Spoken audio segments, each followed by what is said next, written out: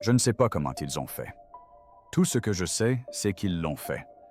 Je ne pense pas que quiconque sache comment ils ont fait, comment ils ont soulevé ces pierres, comment ils les ont amenées à ce niveau. Je crois que nous sommes à nouveau face à une technologie disparue. Pendant des siècles, les archéologues ont cherché des plans pour expliquer la construction de la Grande Pyramide. Ils n'ont rien trouvé. Mais lorsque les chercheurs ont analysé les données brutes de la pyramide, grâce à un système d'IA, celui-ci a révélé quelque chose d'invisible pour nous. Ce fut une découverte absolument magnifique qui a fait la une des journaux du monde entier et a véritablement captivé l'imagination du public au moment opportun. Un dessin caché inscrit dans des proportions et une résonance enfouie sous la surface. Ce que cela a révélé change tout ce que nous pensions savoir. Le plan perdu sous le sable. La Grande Pyramide est le bâtiment le plus étudié au monde. C'est aussi le moins connu. Depuis plus de 400 ans, il se dresse aux portes du Caire, plus ancien que la plupart des documents écrits, et pourtant, il semble intact. Des pilleurs de tombes d'autrefois aux touristes d'aujourd'hui, tous ceux qui s'en approchent posent la même question. Comment cela a-t-il été construit? Le mystère ne réside pas dans les blocs eux-mêmes, mais dans leur agencement. Il y a quelque chose dans la structure qui semble délibéré. Des dimensions aux pentes, en passant par l'emplacement des chambres, même les erreurs, lorsqu'elles existent, semblent calculées. Les premiers archéologues ont mesuré chaque angle, chaque puits, chaque couloir, mais aucun plan précis n'a jamais été retrouvé. En 2017, une équipe internationale de chercheurs a utilisé une méthode de numérisation basée sur les muons particules subatomiques issus des rayons cosmiques pour cartographier la structure interne de la Grande Pyramide sans percer le moindre trou. Ce qu'ils découvrirent stupéfia tout le monde. Au cœur de la pyramide, au-dessus de la Grande Galerie, se trouvait un immense vide long de plus de 30 mètres. On ne l'avait jamais vu auparavant. Invisible à l'œil nu, sa présence restait inexpliquée. Cet événement marqua le début d'une nouvelle ère dans la recherche sur les pyramides, qui ne reposait plus uniquement sur les fouilles ou les documents, mais sur les scans, les capteurs et les algorithmes. Pour la première fois, la Grande Pyramide fut considérée comme une machine à cartographier et non comme un monument à admirer. Une vague de nouveaux outils s'ensuivit. La thermographie infrarouge révéla que certains blocs de la face étaient plus froids que d'autres, suggérant la présence d'espaces ouverts derrière eux. Le géoradar a révélé des différences de densité du sol et des pierres autour de la base, notamment près des puits scellés. La photogrammétrie 3D a permis aux experts de reconstituer numériquement la forme et la taille de chaque bloc jusqu'aux marques d'outils. Le résultat fut un véritable puzzle de données. Des milliers de pointes de données angles, écarts, densité matériaux, température, Mais les données ne sont pas synonymes de compréhension. Ce ne sont que des informations. La compréhension exige la reconnaissance de schémas. C'est là qu'intervient l'intelligence artificielle. Une machine capable de percevoir ce que le cerveau humain ne peut voir. Les chercheurs ont commencé à intégrer ces données d'imagerie dans des systèmes d'apprentissage profondes. Des algorithmes entraînés sur la logique architecturale. Des logiciels de reconnaissance de forme capables de tester des millions de combinaisons. Des logiciels de modélisation géométrique capables de reconstituer les parties manquantes à partir de fragments. L'objectif n'était pas de prouver l'existence des extraterrestres, ni de résoudre des mythes. L'objectif était simple. Si aucun plan n'a jamais été découvert, peut-être que la pyramide en était le modèle. L'IA a été programmée pour analyser chaque mesure et comparer les angles entre les cavités afin de cartographier les chemins les plus courts entre l'entrée et la chambre funéraire, pour analyser la répartition de la charge entre les couches, pour rechercher une logique dans l'emplacement de certaines pierres. Et peu à peu, on a commencé à trouver des choses. On remarqua que le grand vide au-dessus de la galerie principale était disposé selon une diagonale interne parfaite. Un passage reliait également la chambre du roi à un long tunnel scellé enfoui profondément dans la base ouest. Personne n'avait jamais vu cette ligne auparavant. L'étude a permis de cartographier les conduits de la chambre de la reine et de découvrir que leurs angles correspondaient à ceux d'étoiles du calendrier égyptien antique à une date précise. Non pas des étoiles choisies au hasard, mais celles liées à des fêtes rituelles. En comparant les dimensions de blocs connus, l'étude a permis de conclure que les bâtisseurs avaient probablement utilisé une unité de base, un module commun, pour planifier les dimensions internes. Un système de grille antique invisible à l'œil nu mais aux proportions constantes. Rien de tout cela ne peut être le fruit du hasard. Il a forcément été conçu, mais pas à la manière des architectes modernes qui conçoivent des bâtiments avec du papier et des stylos. Il s'agissait d'un langage de proportion. Un plan inscrit dans la structure même. Une révélation qui ne se dévoilait que lorsqu'on observait la pyramide non pas de l'extérieur, mais de l'intérieur. À travers sa masse, ses vides, ses tensions, ses lignes invisibles. Et soudain, d'autres pyramides commencèrent à s'harmoniser avec ce modèle. La pyramide de Khéphren présentait des cavités similaires derrière son enveloppe extérieure. La pyramide rhomboïdale de Dahchour possédait un système à double chambre avec des plafonds de décompression dont le fonctionnement restait inexpliqué. La pyramide d'Ounas contenait des inscriptions murales. Les textes des pyramides évoquaient le voyage du roi défunt vers les étoiles en utilisant une terminologie faisant écho aux mêmes alignements que l'IA cartographiait désormais. Plus les chercheurs approfondissaient leurs recherches, plus le schéma devenait cohérent. Même les éléments les plus chaotiques, comme les passages ascendants et descendants, qui semblaient défier toute logique, commençaient à prendre sens lorsqu'ils étaient considérés comme faisant partie d'un système plus vaste. Une fois que les modèles d'IA ont commencé à superposer toutes les données de numérisation, ce qui est apparu n'était pas seulement une structure, mais une intention. Un agencement conçu non pour le confort ou la décoration, mais pour la résonance. Pendant 4 ans, la pyramide est restée un mystère enfoui sous le sable. Les plans sont désormais dévoilés. Cela se concrétise. Lorsque l'IA est devenue archéologue, la première avancée majeure est survenue lorsque les chercheurs ont commencé à intégrer des données brutes sur les pyramides dans des modèles d'apprentissage automatique, des scans, 3D haute résolution, des cartes thermiques, des mesures de densité des données gravitationnelles et des résultats d'imagerie muonique. C'était la première fois que toutes les mesures angles vides et matériaux connus étaient réunis dans un seul fichier numérique. Ils ont utilisé une forme d'apprentissage supervisé. L'IA a été entraînée à partir de connaissances architecturales existantes du fonctionnement des structures porteuses, de la répartition des contraintes structurelles et de la façon dont les matériaux anciens évoluent avec le temps. Une fois entraînée, l'IA a reçu pour mission de détecter des motifs quels qu'ils soient. Et c'est ce qui s'est passé. Cela a d'abord confirmé certaines des intuitions des humains. Les blocs de décharge situés au-dessus de la chambre du roi fonctionnent comme un amortisseur à 5 niveaux, déviant la force verticale loin de la pièce située en dessous. La peinture de la grande galerie est quasi parfaite, permettant un transport contrôlé des blocs. Les puits intérieurs suivent tous des angles précis avec un écart inférieur à 1 degré. Mais on y a ensuite découvert des choses inattendues.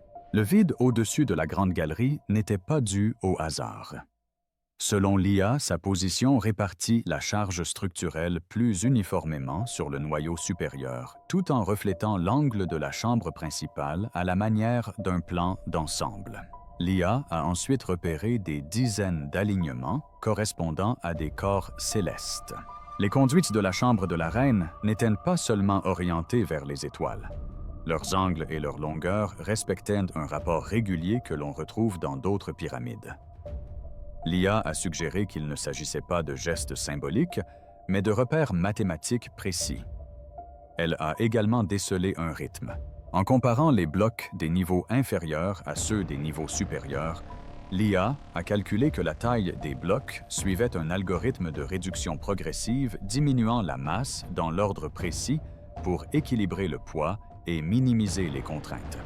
Il ne s'agissait pas d'essais et d'erreurs, mais d'une planification préalable. Même la théorie de la rampe, longtemps débattue, a été testée. L'IA a simulé des dizaines de configurations de rampes internes et externes.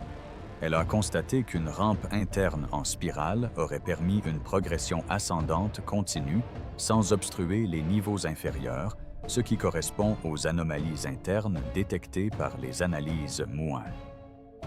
L'ensemble de ces données a été intégré à un modèle virtuel, un jumeau numérique grandeur nature de la Grande Pyramide, pouvant être pivoté, découpé, scanné et réassemblé à l'infini. Et à mesure que l'IA interagissait avec ce modèle, elle a commencé à créer quelque chose de nouveau, une reconstruction de la logique de conception.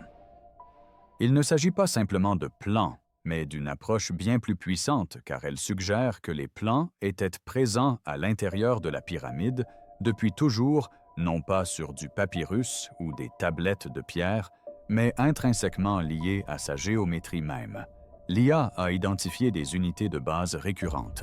De nombreuses dimensions des chambres internes sont des multiples exacts d'une longueur commune. Cela pourrait indiquer que la pyramide a été construite selon un système de modules fixes, semblable au système métrique, permettant une conception évolutive et prévisible. Ce même principe a été testé sur la pyramide rhomboïdale et les résultats se sont confirmés. Les dimensions des chambres étaient différentes, mais les rapports étaient identiques. La même logique s'appliquait. Même si les angles changeaient, la conicité du bloc suivait la même courbe masse-volume. Les chercheurs ont rapidement compris qu'ils n'étaient pas simplement face à une construction ingénieuse, mais à un système. L'IA alimentée par toutes les mesures connues des pyramides de Gizeh, Dachauer et Saqqara les a regroupées en familles récurrentes d'angles de forme et d'emplacement de vide. Le logiciel a décelé des anomalies statistiques trop précises pour être le fruit du hasard dans la disposition des vides et des couloirs d'une pyramide à l'autre. Cela signifiait deux choses. Soit les bâtisseurs de l'Antiquité avaient bénéficié d'une chance insolente à maintes reprises, soit ils travaillaient selon un plan directeur qui dépassait largement le cadre d'un site unique. Pourtant, aucun plan écrit n'a jamais été retrouvé. L'IA pouvait-elle reconstituer le processus de construction? Oui. En partant de la pyramide virtuelle, le système a calculé la séquence de construction optimale et déterminé le meilleur chemin pour transporter les blocs à l'intérieur. Le logiciel a modélisé l'emplacement et le calendrier des travaux d'échafaudage. Il a même pris en compte les cycles de travail, prédisant la durée de chaque étape en cas d'organisation par roulement. Le résultat final était stupéfiant. La pyramide aurait pu être construite avec moins d'ouvriers, moins d'outils et une précision bien supérieure à ce que prétendent la plupart des théories modernes, pourvu qu'un plan de conception rigoureux ait été respecté. Ce qui nous ramène au point de départ, le plan, ou plutôt le plan caché. Il s'agissait d'une conception vivante qui n'a émergé que lorsque chaque élément a été perçu ensemble par une machine. Et elle était restée invisible jusqu'à présent. Plans dévoilés. Le modèle était achevé. L'IA avait cartographié chaque scan, testé chaque angle et reconstitué la structure interne de la Grande Pyramide avec une précision inégalée. Mais ce qui était frappant, ce n'était pas seulement la précision. C'est ce que révélait la maquette. Il existait un système de schéma logique tridimensionnel. Une structure qui codait les relations entre les chambres, entre les puits, entre la pyramide et le ciel. La première étape du plan s'est concentrée sur les vides. Le grand vide central, au-dessus de la grande galerie, découvert grâce à l'imagerie Mouin, n'était pas dû au hasard. Des modèles d'IA ont montré que cet espace se situe à un point mathématiquement idéal entre la base et le sommet. Elle s'aligne sur les vecteurs de contrainte de la masse interne répartissant la pression comme un stabilisateur. Mais ce n'était qu'un aspect structurel. Ce qui a surpris les chercheurs, c'est l'écho spatial. La forme du vide reflétait les dimensions de la grande galerie située en dessous, mais inversée. Cette symétrie n'était pas un cas isolé. L'IA a établi une suite de rapports reliant la chambre du roi, la chambre de la reine et la chambre souterraine sous la base. Les distances, les angles et les orientations entre les éléments suivaient une progression harmonique, une courbe mathématique basée sur les tierces et les quintes. Ce schéma se conservait même appliqué aux passages ascendants et descendants, dont les tracés forment des accords qui s'intersectent lorsqu'ils sont représentés géométriquement.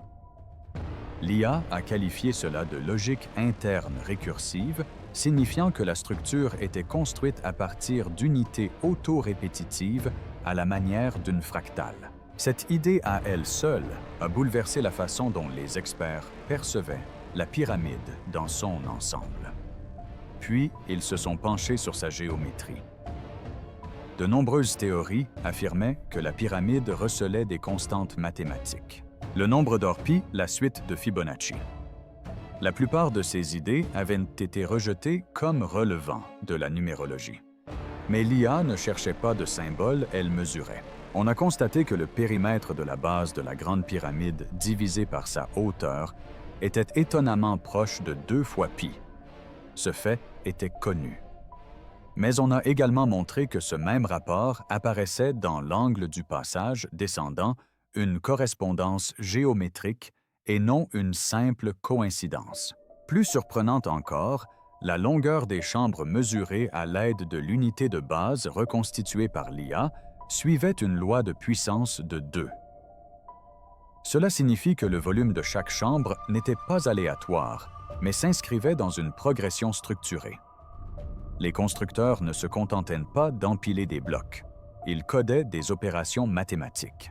L'analyse par intelligence artificielle a confirmé ce que l'on soupçonnait depuis longtemps, la Grande Pyramide est alignée sur le nord géographique avec une marge d'erreur inférieure à 3/60 de degré. C'est mieux que la plupart des bâtiments modernes.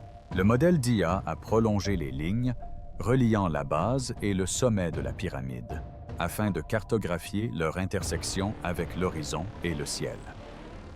Il en est résulté une grille d'alignement, un système reliant la structure non seulement aux points cardinaux, mais aussi aux positions stellaires durant la période de construction de la pyramide. Les conduits de la chambre de la reine pointent ainsi vers Sirius et la ceinture d'Orion. Les conduits de la chambre royale sont alignés sur Thuban et d'autres étoiles circumpolaires. Il ne s'agissait pas de choix esthétiques, mais d'un positionnement lié à une carte du ciel reflétant la croyance des anciens Égyptiens en le voyage du pharaon vers l'au-delà à travers les étoiles. L'IA a confirmé cette hypothèse en comparant les angles des puits avec un logiciel astronomique en tenant compte de la précession des équinoxes.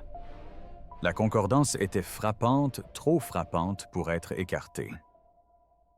À partir de données de géoradar, de relevés sismographiques et de notes de fouilles historiques, l'IA a reconstitué une carte des anomalies souterraines sous la pyramide. L'étude a révélé des cavités, non pas des chambres confirmées, mais des zones où la densité du matériau différait sensiblement de celle de la roche-mère environnante. L'anomalie la plus intrigante était une longue anomalie en forme de couloir à l'ouest de la chambre souterraine. Le modèle d'IA a calculé ses dimensions et son alignement, puis les a comparés à la géométrie interne de la pyramide. Le résultat: il épousait la pente du passage descendant, mais dans la direction opposée. S'il s'agissait d'un tunnel scellé s'éloignant de la pyramide, peut-être un couloir de service ou autre chose. Plus surprenant encore était la façon dont l'IA a traité ces anomalies. Au lieu de les traiter séparément, on les a intégrées au modèle principal, suggérant qu'il ne s'agissait pas de simples lacunes accidentelles, mais d'extension du plan interne. Tout cela convergeait vers une seule idée: le plan n'était pas linéaire. C'était spatial stratifié conçu pour être construit, pas seulement admiré. Mais la plus grande découverte est survenue lorsque l'IA a relié tous les points clés. Chambre vide, puis entrée et angle de la base, en un seul modèle filaire. Les formes formaient une structure tétraédrique imbriquée, ce qui signifie que chaque point majeur pouvait être inscrit à l'intérieur de pyramides imbriquées. Cette structure était invisible de l'extérieur. Elle était même invisible de l'intérieur. Elle n'est apparue qu'une fois l'ensemble des données traitées, visualisées et reconstituées par rétro-ingénierie. Pourquoi les bâtisseurs auraient-ils intégré des proportions des alignements stellaires, la géométrie des contraintes et des vides cachés dans un seul système? Une théorie évoque la préservation. La pyramide était conçue pour résister au séisme, à l'érosion et au temps. Ces motifs constituaient alors une forme de résilience structurelle.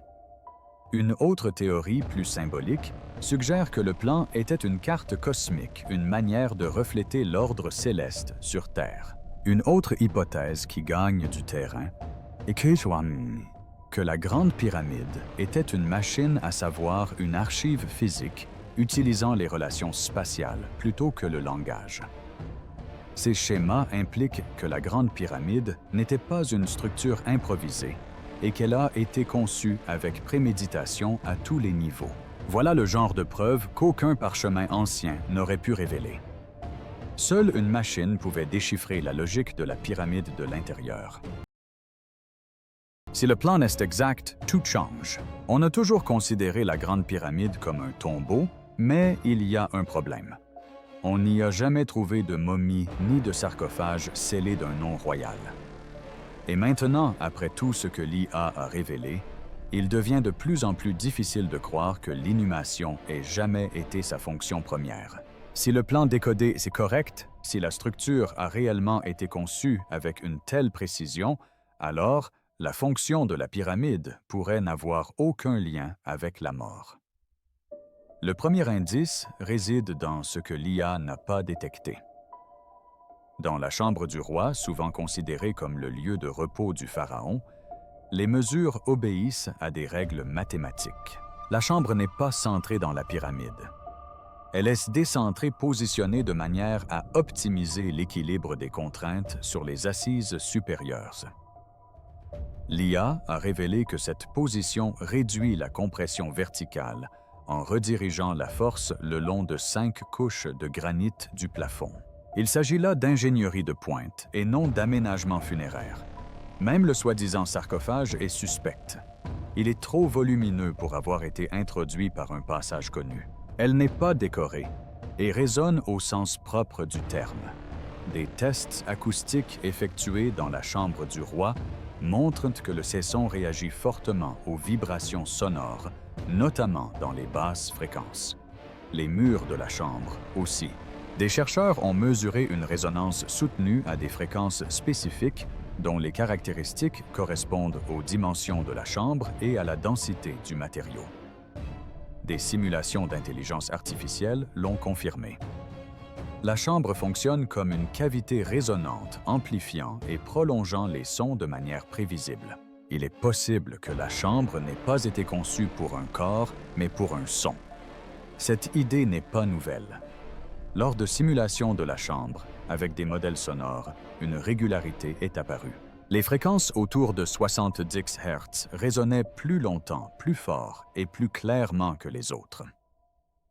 Ce n'était pas un hasard, elles correspondaient aux fréquences naturelles de la Terre, notamment à la résonance de Schumann, une fréquence d'ondes électromagnétiques qui circulent à la surface de la planète. Cela ne prouve pas l'existence d'une source d'énergie, mais ce n'est pas non plus sans importance. Si la chambre était conçue pour interagir avec le son, elle aurait pu servir aux chants rituels, aux pratiques de guérison ou à des usages plus techniques comme le calibrage sonore. D'autres pyramides présentaient des caractéristiques similaires. La chambre centrale de la pyramide rouge présentait un comportement de résonance quasi identique, malgré une configuration totalement différente. Ce type de fonction acoustique est incompatible avec un tombeau traditionnel. Des modèles d'IA ont également montré que les cavités et les conduits internes des pyramides pouvaient réguler la circulation de l'air, l'humidité et même la température. La chambre de la reine présente des dépôts de sel sur ses murs, ce qui est étrange pour une pièce hermétiquement close et à l'abri des intempéries. Le sel est conducteur. Si l'humidité et la pression atmosphérique ont fluctué à l'intérieur de faibles charges électriques, ont pu se former entre les couches de granit et de calcaire. Il y a plusieurs décennies, certains chercheurs marginaux l'avaient déjà suggéré. L'IA a simplement montré comment cela aurait pu fonctionner. Rien de tout cela ne confirme l'existence d'une source d'énergie cachée, mais cela suggère une structure optimisée pour le mouvement de l'air, du son ou de l'électricité. Même l'emplacement compte. Le plateau de Gizeh se situe quasiment sur le 30 et parallèle nord. La Grande Pyramide elle-même se trouve à seulement 800 km de l'équateur terrestre et à 800 km du méridien de Greenwich, si l'on prolonge ce dernier. Ces chiffres ronds ne sont pas le fruit du hasard. Ils témoignent d'une bonne compréhension de l'espace. Le modèle d'IA a également estimé la hauteur initiale de la Grande Pyramide à 481 pieds. Sa base mesure 756 pieds. Multipliez sa hauteur par 43, 200, et vous obtenez le rayon polaire de la Terre. Multipliez sa base par le même nombre et vous obtenez sa circonférence équatoriale. Ce sont des chiffres précis. Qu'elle soit intentionnelle ou non, la correspondance est réelle. Si les bâtisseurs le savaient, et l'ont codé, la pyramide a peut-être servi de base de données. Aucune de ces idées n'est prouvée, mais elles correspondent toutes au schéma. L'idée la plus dérangeante, que les bâtisseurs de pyramides avaient une vision à long terme, qu'ils savaient que les civilisations s'effondrent. Ils avaient conçu quelque chose de trop important pour le consigner par écrit, alors ils l'ont codé en géométrie, l'avenir du plan directeur. La Grande Pyramide est restée inchangée. Il se dresse toujours exactement au même endroit depuis plus de 400 ans, mais notre compréhension de celui-ci a évolué.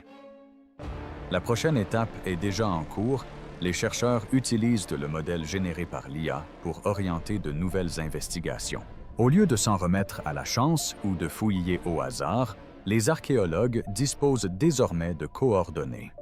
Les cavités cartographiées par l'IA pointent vers des sections précises de la structure qui n'avaient jamais été explorées. Certaines sont scellées derrière d'épaisses pierres, d'autres enfouies sous les fondations. Ces zones font l'objet d'analyses ciblées. Des équipes de géoradars préparent des relevés plus approfondis non seulement de la Grande Pyramide, mais aussi de l'ensemble du plateau de Gizeh. Le modèle d'intelligence artificielle a mis en évidence des relations géométriques entre la pyramide, le sphinx et d'autres structures environnantes. Si le plan est exact, ces éléments n'ont pas été placés indépendamment. Ils ont été agencés selon un plan directeur. Une formule spatiale unique qui s'étend sur des milliers de mètres. Et il n'y a pas que Gizeh. Les chercheurs intègrent désormais des données provenant d'autres sites pyramidaux au modèle, Dachur Saqqara Pyramide, de taille moyenne. Le système recherche les mêmes proportions, les mêmes points de contrainte, la même logique de chambre. Les premiers résultats suggèrent que les principes de conception se répètent. Seuls les angles changent. Les dimensions varient, mais la logique demeure. Cela pourrait signifier que toutes ces pyramides appartenaient à un même langage architectural transmis de génération en génération. En Europe, en Égypte et en Amérique du Nord, des projets de jumeaux numériques sont en cours. Il s'agit de modèles virtuels à l'échelle 1. Un des pyramides construit à partir de relevés laser d'images de drones de données thermiques et de mesures structurelles. L'objectif est simple, reconstituer l'histoire des pyramides, pièce par pièce, strate par strate. Pour la première fois, le public peut se faire une idée de ce que l'on pouvait ressentir à l'intérieur de la Grande Pyramide au moment de son achèvement. Parallèlement, des efforts sont déployés pour protéger les vestiges. La découverte des plans a soulevé de nouvelles préoccupations quant à leur préservation. Si la pyramide est plus qu'un simple tombeau, si elle recèle un savoir codé, alors son intégrité est plus importante que jamais. Il est conseillé aux équipes de restauration d'éviter toute modification à proximité des zones structurelles clés identifiées par le modèle d'IA. Même de petites altérations pourraient perturber la logique interne ou détruire des éléments non étudiés. Parallèlement, l'IA poursuit son apprentissage. Elle est actuellement entraînée à l'aide de textes historiques, d'inscriptions de temples et de données satellitaires. L'objectif n'est pas de remplacer les archéologues, mais de les assister, recouper la langue, la structure et la localisation d'une manière qu'aucun humain ne pourrait réaliser seul. On espère que ce système servira un jour à déchiffrer d'autres sites antiques comme le Machu Picchu Angkor Wat et Povegli Tepe. Que recèle encore la Grande Pyramide? Que cache la terre qui l'entoure? Combien d'autres monuments recèlent des plans qui ne demandent qu'à être déchiffrés? Un plan à travers le temps qui se dévoile encore sous nos yeux.